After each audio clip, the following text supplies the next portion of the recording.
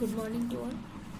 आज का जो हमारा टॉपिक है वो बीएससी सेकेंड ईयर का टॉपिक ट्रांसलेशन है। हमने अभी तक पढ़ लिया था सेंट्रल डॉग्मा के बारे में, रेप्लिकेशन के बारे में और जो ट्रांसक्रिप्शन है उसके बारे में हमने अभी तक पढ़ लिया था। अब हमारा थर्ड जो स्टेप है सेंट्रल डॉग्मा का, जिसके अंदर क्या हो रहा है, जेनेटिक इन्फॉर्मेशन का वन वे फ्लो हो रहा है। तो हम यहाँ पर उसके बारे में पढ़ रहे हैं कि सेंट्रल डॉग्मा में से क्या हो रहा था कि डीएनए से डीएनए का बनना हमने बता दिया था, रेप्लिकेशन होता है। डीएनए से आरएनए का बनना क्या कहलाता है, ट्रांसक्रिप्शन कहलाता है। और अब हम पढ़ने जा रहे हैं ट्रांसलेशन के बारे में, मतलब कि आरएनए से किसका बनना, प्रोटीन का सिंथेसिस होना ही क्या कहलाता है, यहाँ पर ट्रांसलेशन कहलाता है। तो देखो कि ट्रांसलेशन क्या होता है कि ट्रांसलेशन एक तरीके की फंडामेंटल प्रोसेस होती है जहां पर प्रोटीन के सिंथेसिस किया जाता है, और ये फंडामेंटल प्रोसेस ही क्या कहलाती है, ट्रांसलेशन कहलाती है। मतलब हम क्या कह रहे हैं यहाँ पर कि एमआरएनए से प्रोटीन के सिंथेसिस होना ही क्या कहलाता है, यहाँ पर ट्रांसलेशन कहलाता है।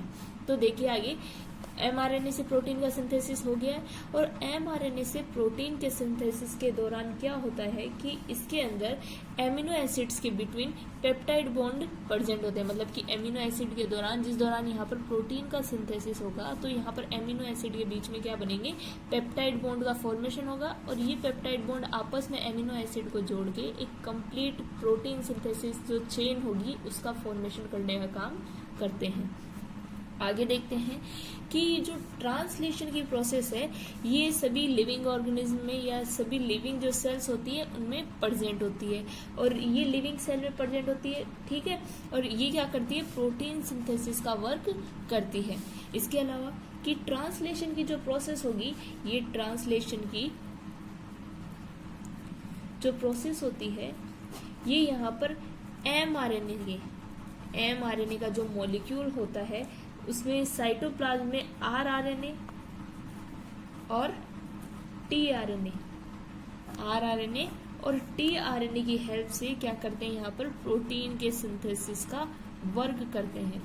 यहाँ पर क्या कहा हमने कि ट्रांसक्रिप्शन के थ्रू निर्मित जो एमआरएनए है वो क्या करता है, यहाँ पर एमआरएनए के जो मॉलिक्यूल्स होते हैं वो साइटोप्लाज्म में आरआरएनए और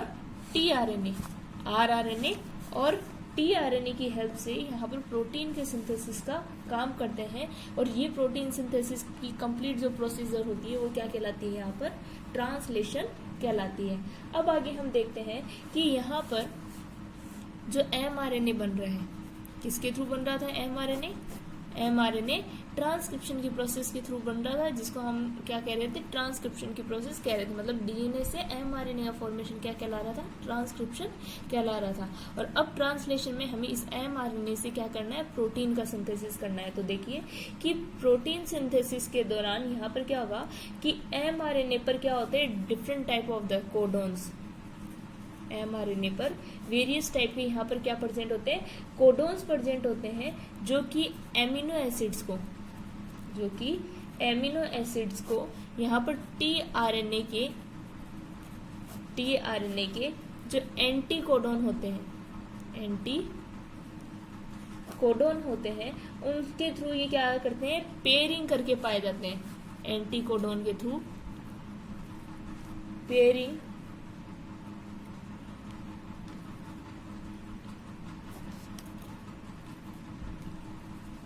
एंटीकोडॉन के थ्रू ये पेयरिंग करके पाए जाएंगे, और ये क्या करेंगे, एक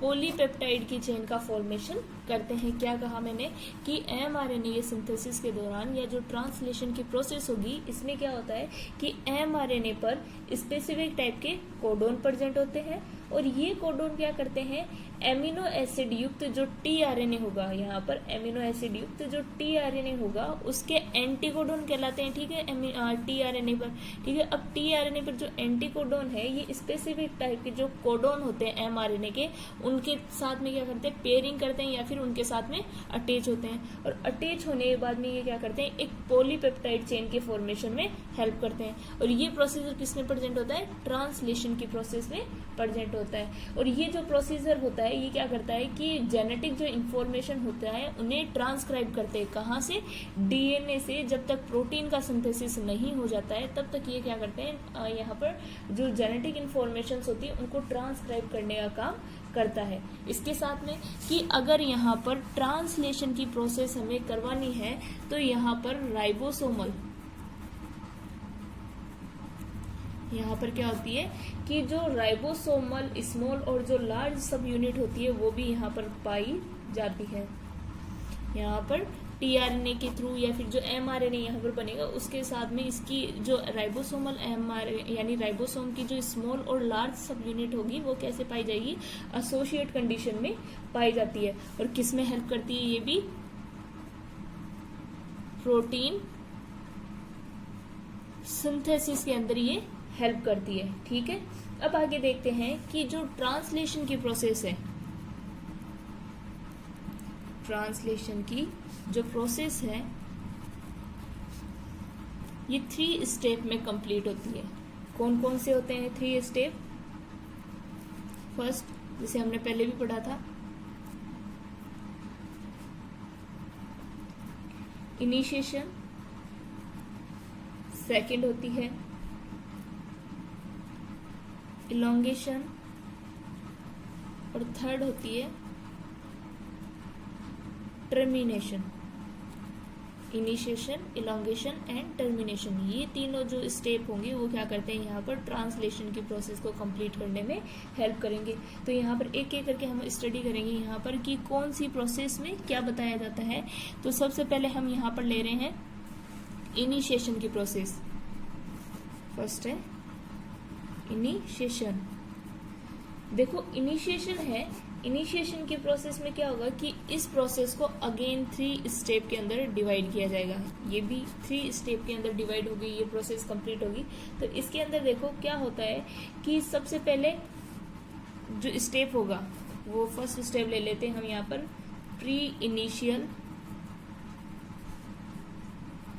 कॉम्प्लेक्स।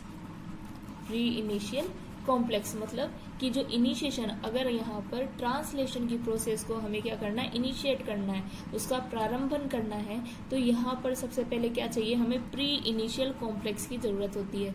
तो सबसे पहले इसमें पढ़ेंगे हम प्री इनिशियल कॉम्प्लेक्स के बारे में। तो देखिए प्री इनिशियल कॉम्प्लेक्स क्या होते हैं यहाँ पर, कि प्री इनिशियल कॉम्प्लेक्स के लिए यहाँ पर एमिनो एसिड्स प्रेजेंट होंगे, जो कि सबसे पहले हमने बात की है कि अगर किसी भी जेनेटिक कोडोन के फॉर्म में यहाँ पर हमें क्या करना है, एमआरएनए का सिंथेसिस करना है, तो यहाँ पर एमआरएनए प्रोटीन सिंथेसिस के दौरान एमआरएनए पर स्पेसिफिक टाइप के जेनेटिक कोडोन प्रेजेंट होंगे। और ये जेनेटिक कोडोन है वो किसके थ्रू कोड किए जाते हैं, टीआरएनए के एंटी कोडोन के थ्रू यहाँ पर कोड किए जाएंगे। तो देखो सबसे पहले हमने जैसे कि जेनेटिक कोड पढ़ा था, वहां पर हमने बात की थी कि जो हमेशा अगर किसी भी जेनेटिक कोड को कोड करना स्टार्ट होगा, किसी भी जेनेटिक इन्फॉर्मेशन को, तो हमेशा स्टार्ट कोडोन के थ्रू ही क्या किया जाएगा, इन्हें कोड करने का काम स्टार्ट किया जाएगा।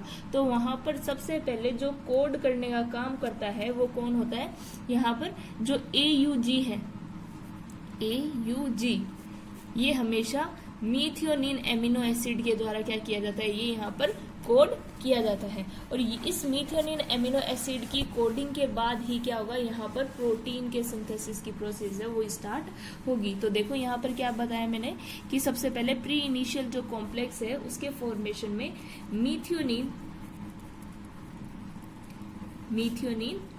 एमिनो एसिड अटैच होता है किसके साथ में, टीआरएनए के द्वारा। टीआरएनए के द्वारा किस बॉन्ड के द्वारा,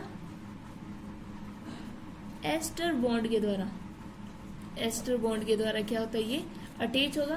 और एस्टर बॉन्ड के साथ में ये अटैच होकर specific type of amino acid हमने लिख ही दिया, मीथियोनिन के साथ में अटैच होगा। और ये क्या करेगा कि जो टीआरएनए की एक्सेप्टर साइट होती है, टीआरएनए की ये 3 प्राइम वाली एक्सेप्टर साइट होगी, वहां पर ये एस्टर बॉन्ड के साथ में अटैच हो जाता है। और यहाँ पर क्या प्रेजेंट होते हैं, इसके एंटीकोडोन्स प्रेजेंट होंगे, यूएसी। ये क्या है, इसके एंटीकोडोन प्रेजेंट होंगे जो कि एमआरएनए के सिंथेसिस के दौरान या प्रोटीन जिस टाइम पर सिंथेसिस होगा तो एमआरएनए के टेम्पलेट के ऊपर various type of the genetic code है वो ट्रिपलेट फॉर्म में प्रेजेंट होंगे। और इन एंटीकोडोन के थ्रू इन जेनेटिक कोड्स को क्या किया जाता है, कोड करने का काम किया जाएगा।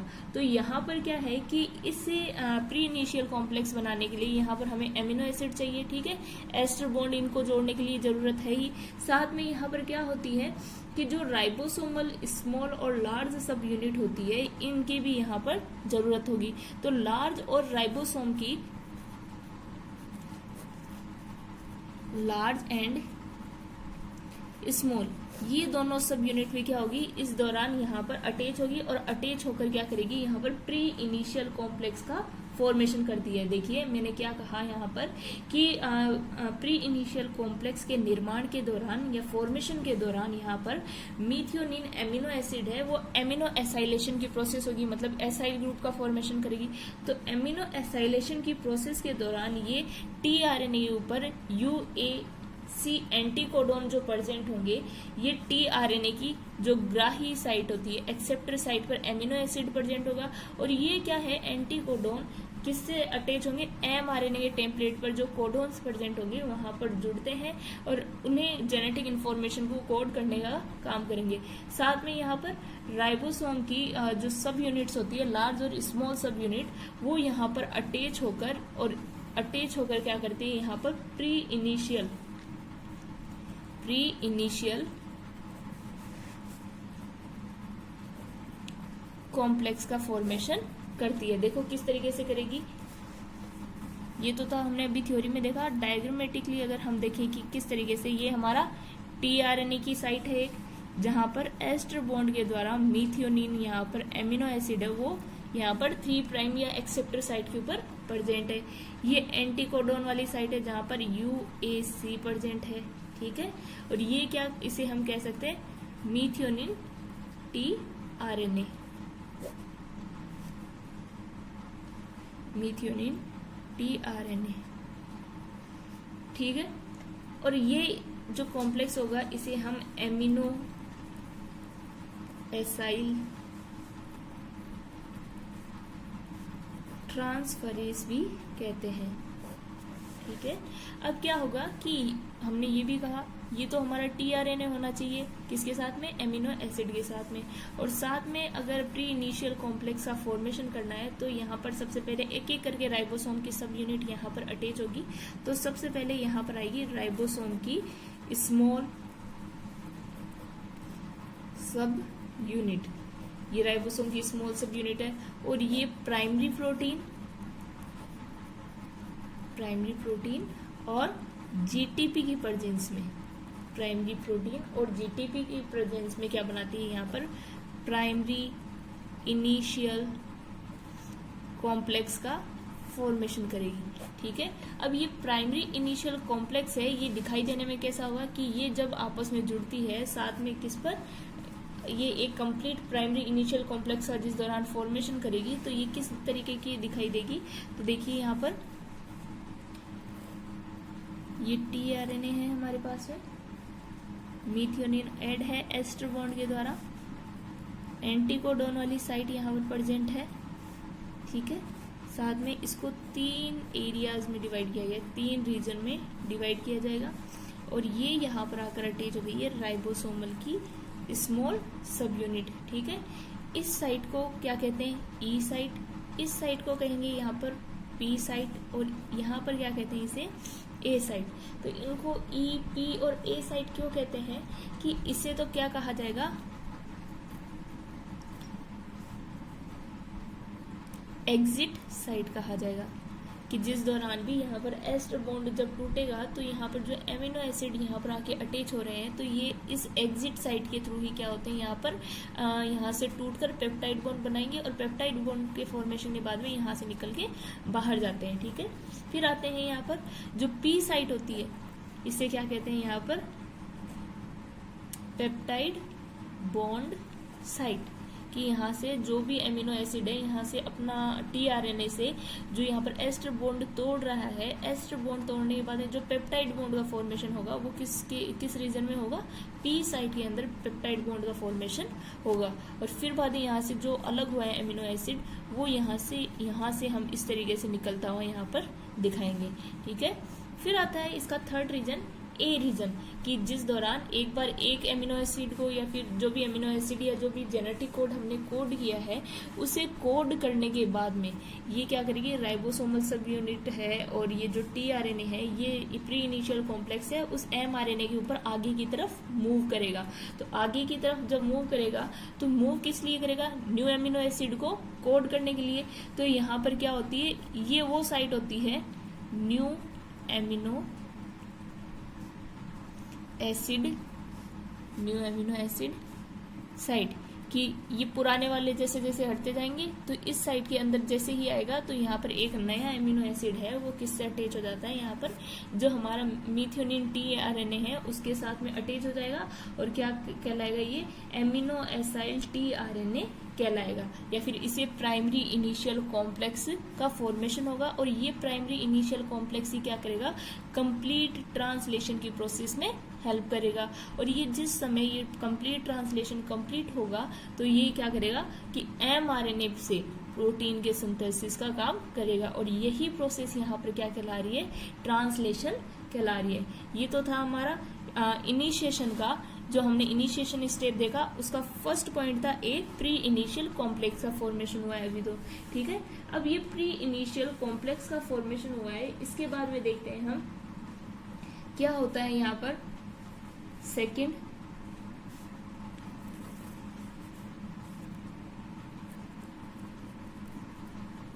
Initial complex. अब ये बी पॉइंट है ये इसका इनिशियल कॉम्प्लेक्स। तो देखो इनिशियल कॉम्प्लेक्स के अंदर क्या होता है यहाँ पर कि जो प्राइमरी इनिशियल कॉम्प्लेक्स बना है, हम इनिशिएशन की बात कर रहे थे, इनिशिएशन में फर्स्ट हो गया प्राइमरी इनिशियल कॉम्प्लेक्स का फॉर्मेशन हो गया। प्राइमरी इनिशियल कॉम्प्लेक्स के फॉर्मेशन में अब इसके बाद में स्टेप आता है इनिशियल कॉम्प्लेक्स। तो देखो इनिशियल कॉम्प्लेक्स में क्या होता है कि यहाँ पर कि प्राइमरी इनिशियल कॉम्प्लेक्स है, प्राइमरी इनिशियल जो कॉम्प्लेक्स होगा ये क्या करेगा, यहाँ पर जो एमआरएनए है उसकी 5 प्राइम एंड पर जुड़कर 5 प्राइम एंड से जुड़ेगा और इसके साथ में यहाँ पर क्या ऐड होगी, जो राइबोसोम की लार्ज सब यूनिट होती है, स्मॉल सब यूनिट अटैच हो चुकी है, राइबोसोम की लार्ज सब यूनिट होती है वो भी इसके साथ में क्या हो जाती है, अटैच हो जाती है।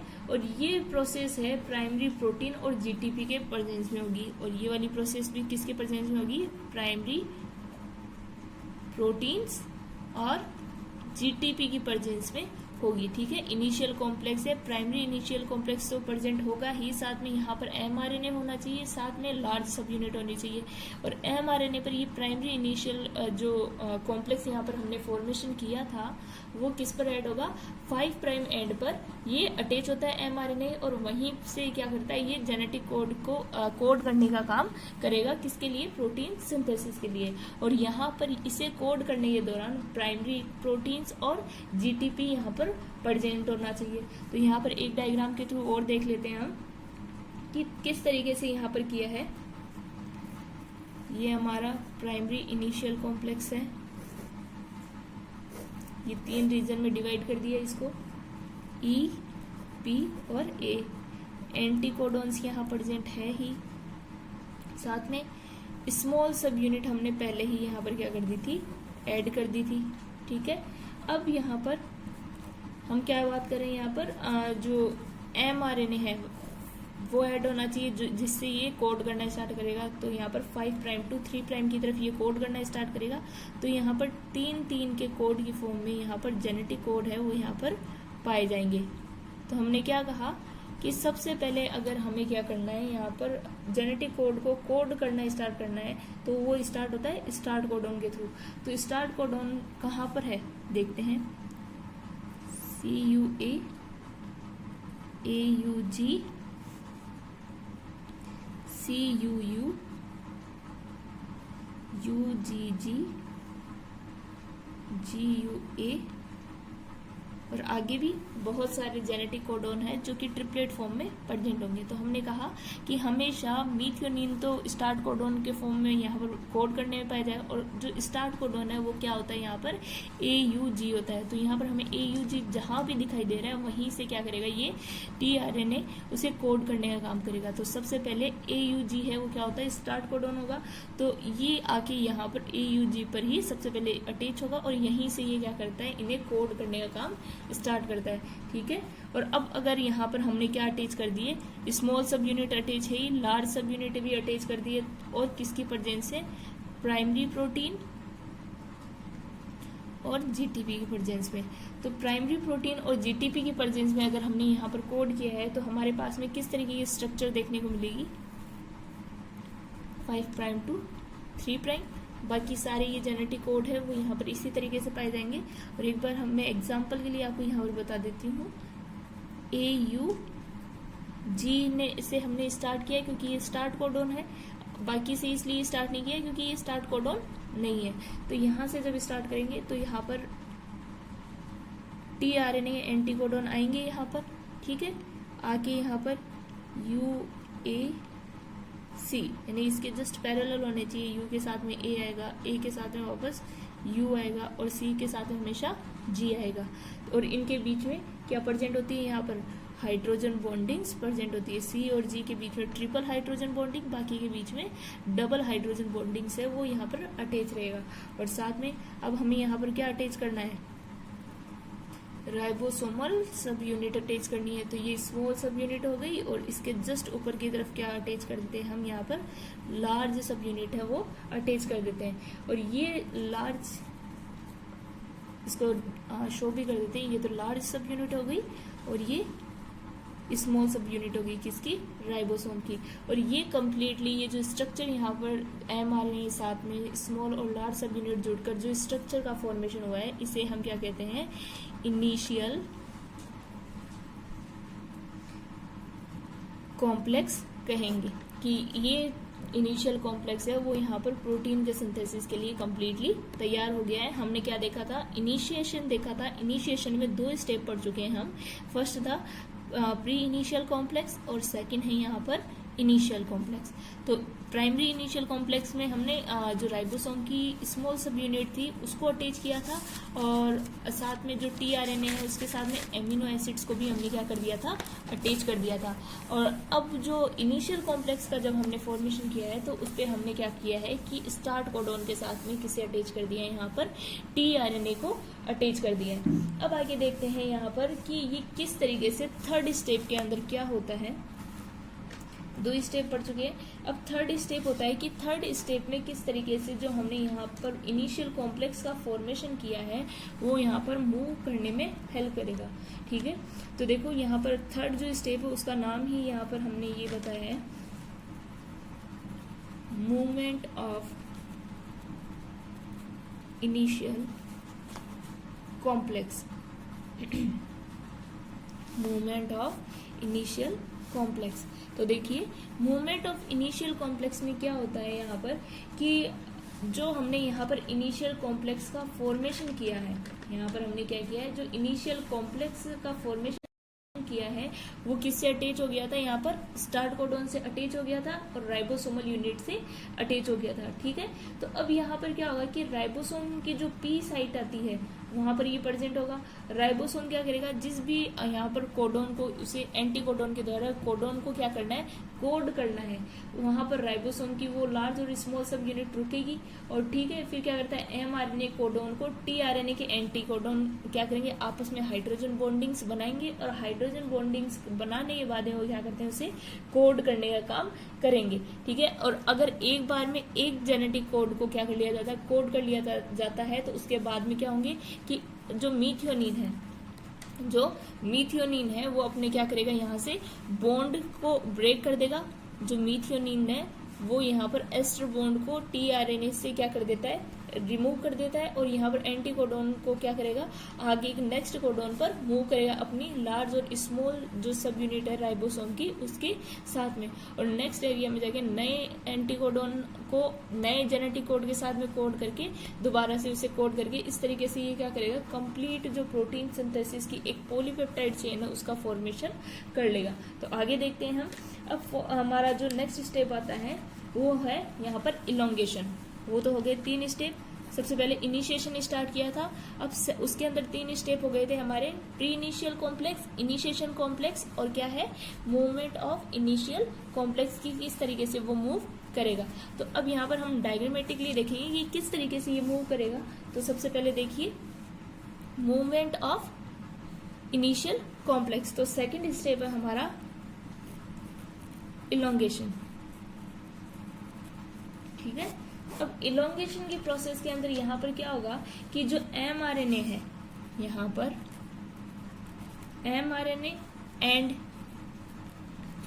tRNA, mRNA और tRNA मतलब कि tRNA के एंटीकोडोन और mRNA के कोडोन क्या करेंगे, आपस में बाइंड होंगे, ठीक है। और बाइंड होकर क्या करेंगे, एक चेन का फॉर्मेशन करेंगे और mRNA के 5 प्राइम से 3 प्राइम साइड की तरफ, 5 प्राइम टू 3 प्राइम साइड की तरफ ये जो भी कोडोन है उनको कोड करते हुए चलेंगे और एक कंप्लीट जो यहाँ पर यानी 5 प्राइम टू 3 प्राइम डायरेक्शन के अंदर मूव करेंगे और एक कंप्लीट जो mRNA की सिंथेसिस के बाद में जो प्रोटीन का सिंथेसिस होना है उस सिंथेसिस में ये हेल्प करेंगे। तो देखो यहाँ पर किस तरीके से करते हैं ये, मैं डायग्रामेटिकली आपको दिखाती हूँ कि किस तरीके से ये प्रोसेस यहाँ पर चल रहा है। तो सबसे पहले देखो, अगर यहाँ पर हमें क्या करना है कि जो भी यहाँ पर इनिशियल कॉम्प्लेक्स का फॉर्मेशन करा है, तो यहाँ पर देखो कि ये हमारे पास में क्या है, जो भी इनिशियल कॉम्प्लेक्स का यहाँ पर फॉर्मेशन हुआ है उसके अंदर ये हमारे पास है हमारा mRNA, इसके ऊपर जेनेटिक कोड प्रेजेंट है, ठीक है। और सीक्वेंस यही रहना चाहिए हमेशा CUA AUG और CUU UGG GUA UCU, ठीक है, जब तक कि ये कंप्लीट प्रोटीन का सिंथेसिस ना हो जाए और कंप्लीटली यहाँ पर क्या नहीं आ जाए, जो स्टॉप कोडोन है वो ना आ जाए, जब तक ये इसी तरीके से पाए जाने चाहिए। तो अब देखते हैं इसके अंदर कि जो इलोंगेशन की प्रोसेस हुई है इसके अंदर सबसे पहले हमने क्या बोला, स्टार्ट कोडोन से ये स्टार्ट होना चाहिए। तो स्टार्ट कोडोन क्या है, यहाँ पर AUG है जो एंटी कोडोन के द्वारा क्या किया जा रहा है, कोड किया जा रहा है। इनके बीच में हाइड्रोजन बॉन्डिंग्स प्रेजेंट है, मीथियोनिन एस्टर बॉन्ड के द्वारा एक्सेप्टर साइड से ये tRNA हमारा जो कि उसकी एक्सेप्टर साइड से अटैच है। यहाँ पर हमारी स्मॉल सब यूनिट भी इससे अटैच है और लार्ज सब यूनिट भी यहाँ पर अटैच है। साथ में यहाँ पर एग्जिट वाला पेप्टाइड बॉन्ड के लिए और यहाँ पर न्यू एमिनो एडिशन के लिए जो रीजन प्रेजेंट होता है वो भी यहाँ पर प्रेजेंट है। तो यहाँ पर यहाँ से इसने स्टार्ट करना यानी जो इसे कोड करना स्टार्ट किया, ठीक है। ये फर्स्ट डायग्राम हुआ इलोंगेशन का हमारे पास में। सेकेंड डायग्राम में हम देखते हैं कि यहाँ पर क्या होता है, सेम वही डायग्राम है लेकिन यहाँ पर क्या हुआ कि जैसे ही इसने मीथियोनिन को कोड कर लिया, ठीक है, मीथियोनिन को कोड किया किसके द्वारा, स्टार्ट कोडोन के द्वारा। अब यहाँ पर डिफरेंट टाइप ऑफ द जो एमिनो एसिड्स है उनके द्वारा क्या किया जाता है, कोड किया जाता है, जो मैंने आपको पढ़ाया होगा जेनेटिक कोड के अंदर कि जेनेटिक कोड कौन कौन से एमिनो एसिड्स के थ्रू क्या किए जाते हैं, कोड किए जाते हैं। तो यहाँ पर जैसे कि मीथियोनिन, ल्यूसीन, आइसोल्यूसिन, वेलानिन, ट्रिप्टोफिन, ये सारे जो एमिनो एसिड्स है यहाँ different type of the genetic code को tRNA के साथ में बाइंड होकर क्या करेंगे, कोड करने का काम करते हैं। तो सबसे पहले यहाँ पर मीथियोनिन आया, उसने अपने आप को यहाँ पर AUG जो स्टार्ट कोडन है उसके द्वारा क्या कर लिया, यहाँ पर कोड कर लिया, ठीक है। अब कोड करने के बाद में ये राइबोसोमल का जो इनिशियल कॉम्प्लेक्स है वो आगे की तरफ मूव करेगा। तो आगे की तरफ न्यू एमिनो एसिड को कोड करने के लिए, जब ये जेनेटिक कोड को कोड करने के लिए मूव करेगा तो यहाँ पर जो मीथियोनिन है, ठीक है, इसने अपना काम कर लिया कोड करने का।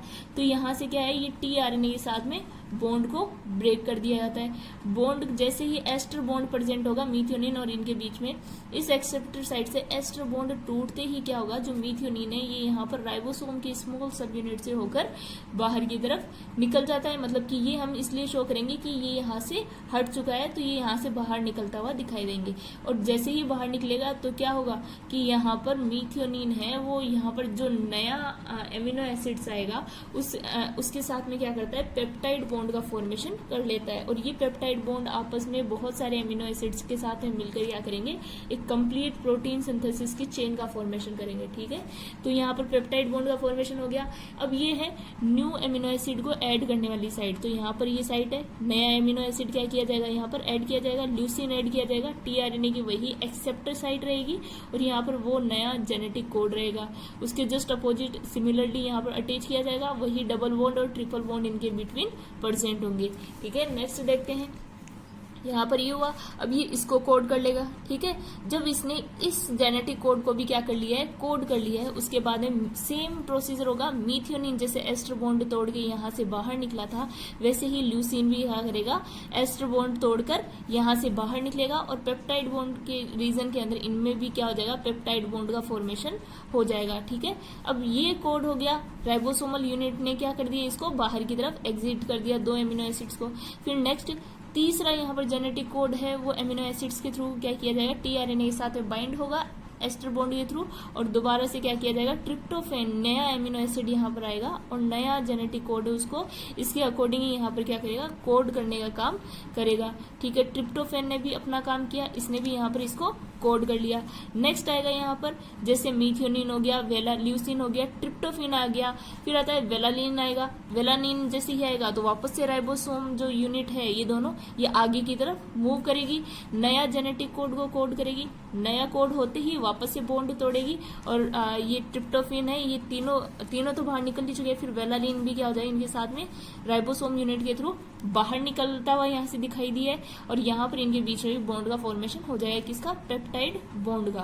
ठीक है, फिर लास्ट में सेरिन। अब ये प्रोसीजर जब तक चलता रहेगा जब तक कि इसको स्टॉप सिग्नल का यहाँ पर सिग्नल नहीं मिल जाता है। और स्टॉप सिग्नल मैंने आपको बताया था कि जो अगर स्टॉप कोडॉन होते हैं स्पेशल टाइप के, जो कौन कौन से, UAA, UAG, UGA, ये वाले जो स्टॉप कोडॉन है जब तक mRNA पर हमें यहाँ पर नहीं मिल जाते हैं तब तक ये क्या करते रहेंगे, कंटिन्यूअसली एमिनो एसिड्स के थ्रू ये जेनेटिक कोड किए जाएंगे।